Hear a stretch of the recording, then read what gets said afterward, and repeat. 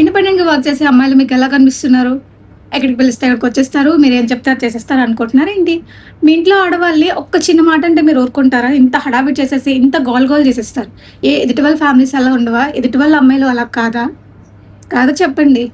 ఒక అమ్మాయి మీకు నవ్వుతా మాట్లాడుతుంది, కామ్‌గా ఉంటుందంటే మీ ఏజ్‌కి గాని, మీరుండే స్టేటస్‌కి గాని రెస్పెక్ట్ ఇచ్చి మాట్లాడతారు. ఇండిపెండెంట్‌గా ఉండే అమ్మాయిలందరితోటి తేడాగా మాట్లాడే ప్రతి నా కొడుక్కి చెప్తున్నా. ఒళ్ళు దగ్గర పట్టుకొని మాట్లాడండి. ఒక అమ్మాయి ఇండిపెండెంట్‌గా బయటకొచ్చి వర్క్ చేసుకుంటుందంటే రెస్పాన్సిబిలిటీస్‌తో గాని, ఏదైనా సాధించాలని గాని బయటకొస్తారు.